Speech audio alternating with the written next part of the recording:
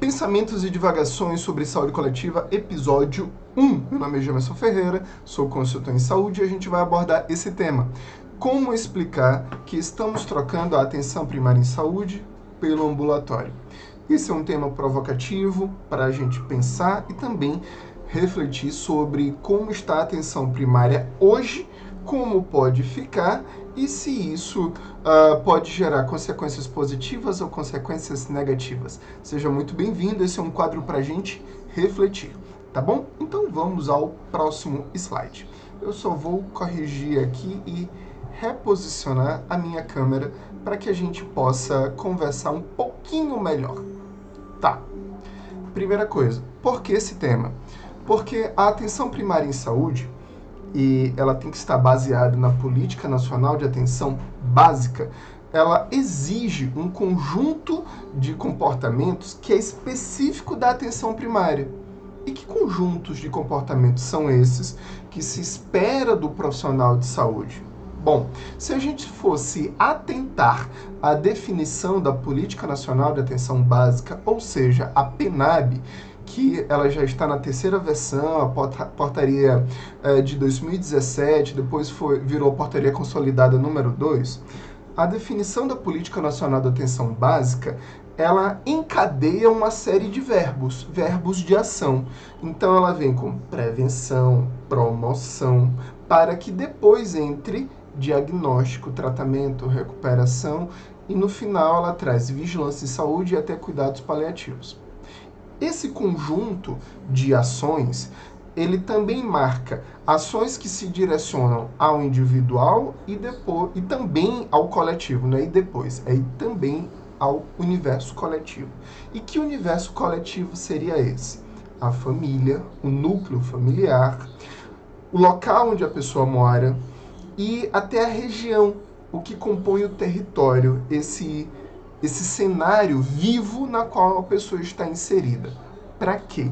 Para que a partir dessas coletas de dados você compreenda quais fatores podem intervir na saúde do indivíduo e na saúde das coletividades. Então veja que é algo em paralelo, tá bom? Isso é atenção primária, ou isso é o que está escrito e o que se espera da atenção primária. E qual deveria ser o comportamento do agente comunitário de saúde, do agente de endemia, das equipes de saúde da família, da equipe de saúde bucal, das outras equipes que compõem a atenção primária? Primeiro, eu tenho equipes que são multiprofissionais e interdisciplinares. Dessa forma, o que é que se espera dessa equipe? Uma troca de saberes. Se é equipe e não um ajuntamento, o trabalho de uma equipe é construído a partir de peças diferentes que se encaixam.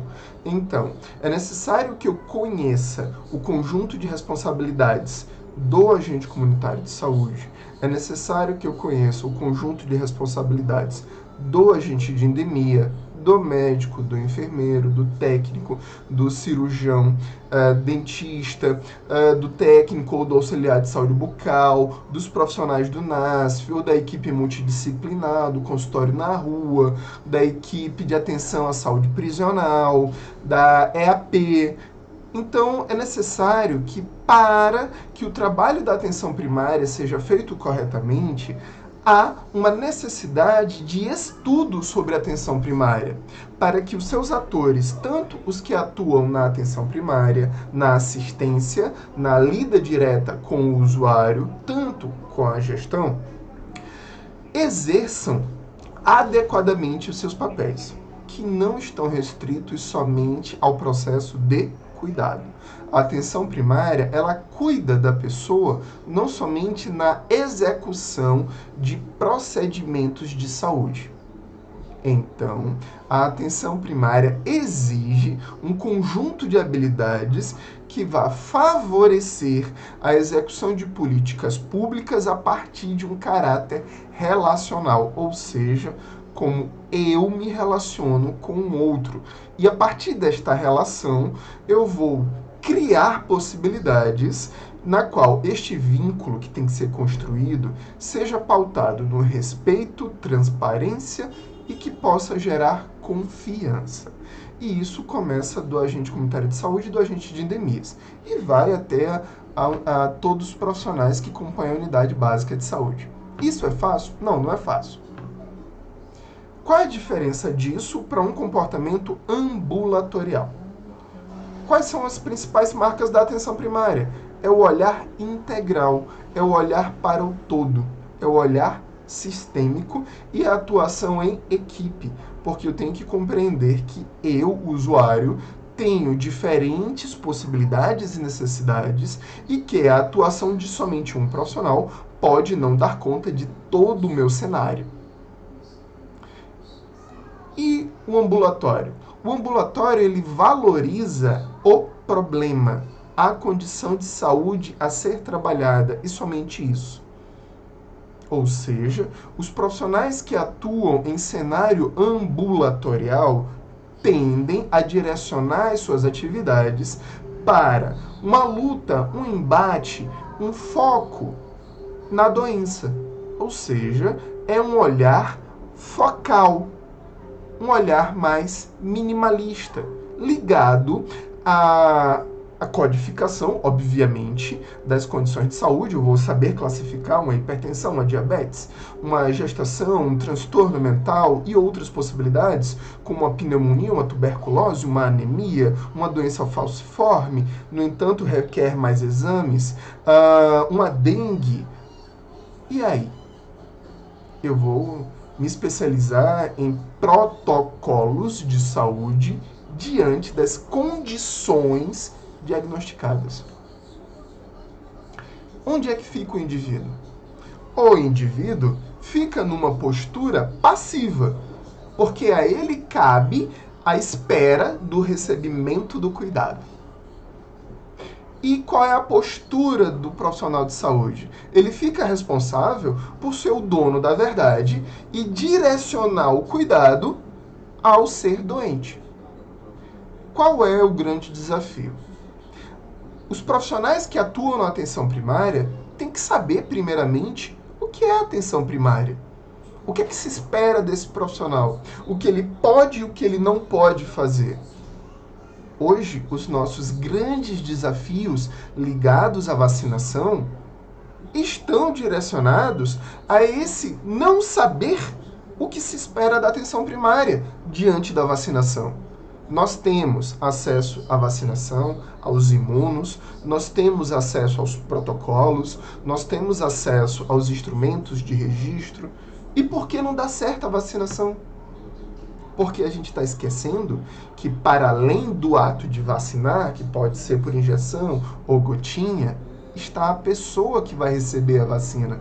E esta pessoa aqui, ela precisa ser ouvida, respeitada, ela precisa ter um relacionamento que gere confiança, ou seja, é necessário que haja vínculo para que eu, usuário, possa escolher a vacinação e não ser obrigado a obedecer o profissional da saúde.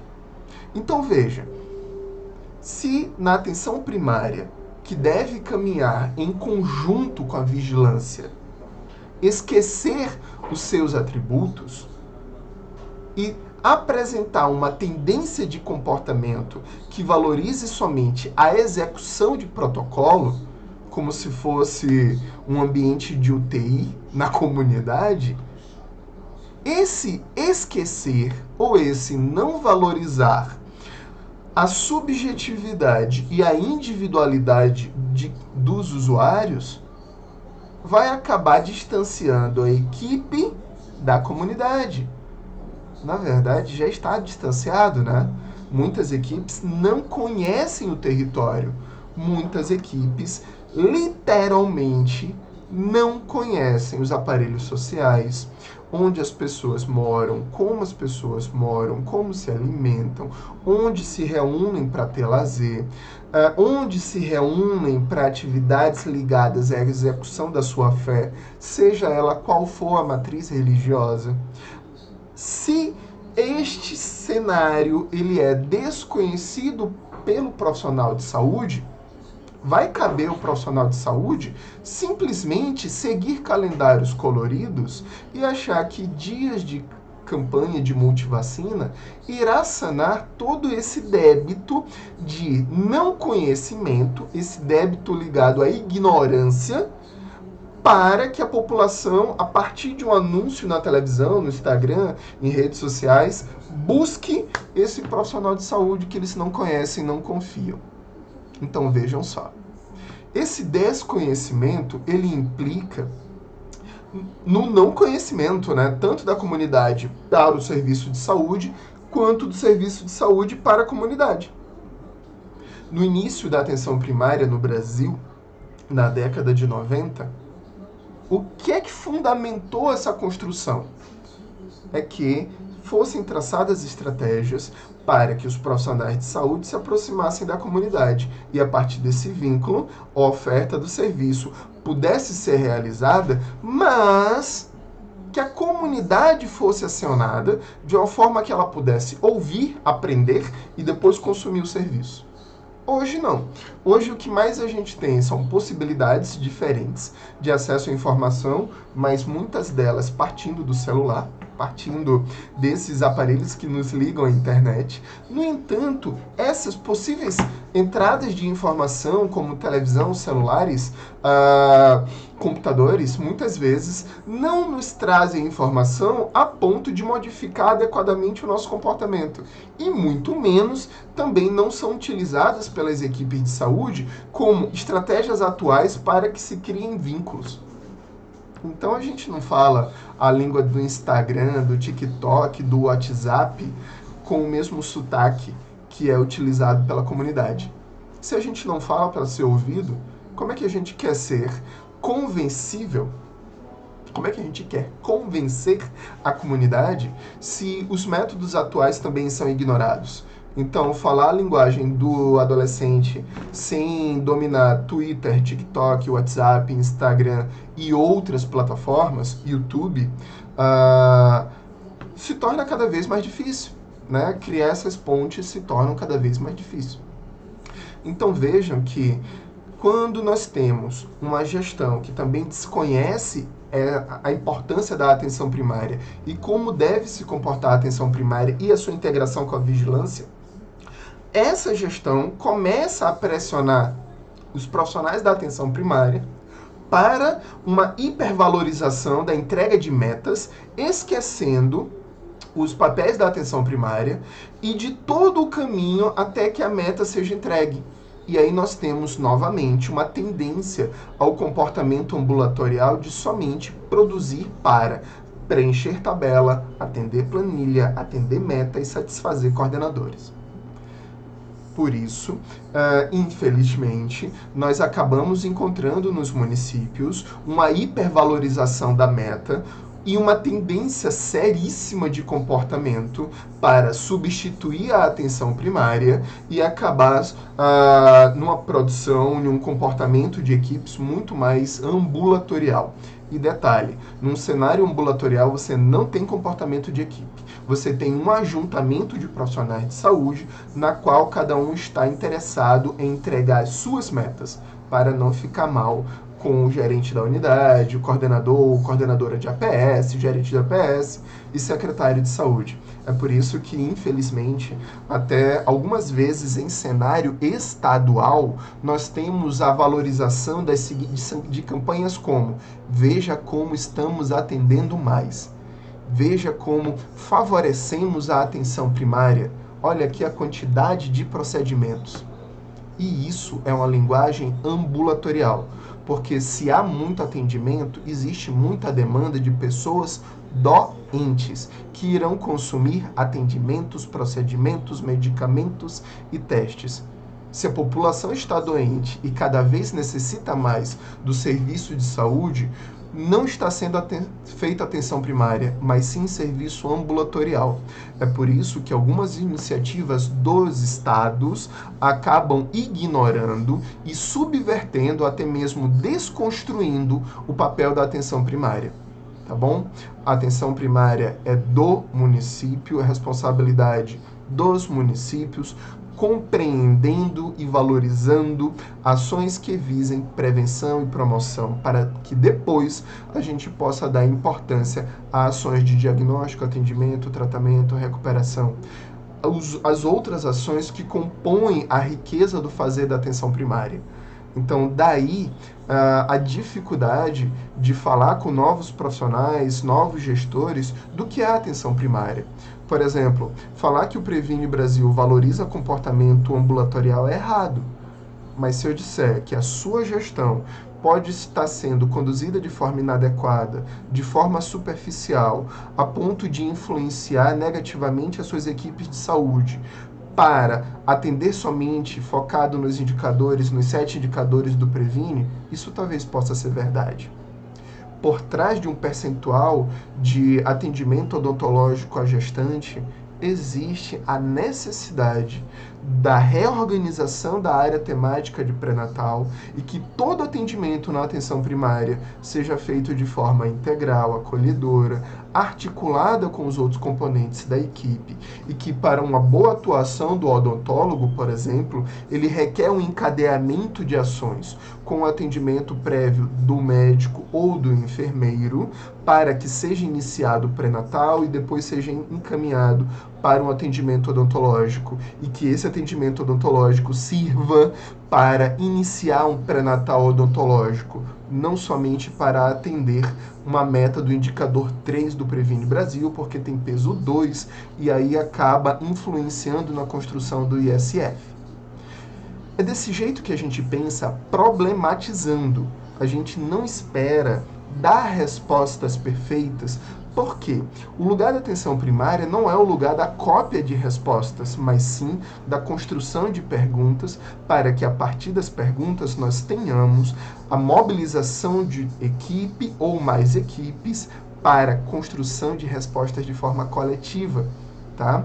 Então você, secretário, secretária de saúde, é convidado a se perguntar se no seu município você está valorizando a atenção primária ou se você está influenciando cada vez mais posturas ambulatoriais que estão acabando por desconstruir e enfraquecer a sua atenção básica e a sua atenção primária.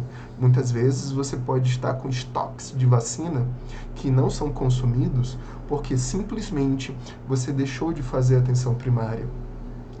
A vacinação não é só sair abraçado com uma caixa de vacina numa foto ou se orgulhar por uma campanha colorida, multivacina que você está fazendo no dia D, que é o dia sábado ou domingo.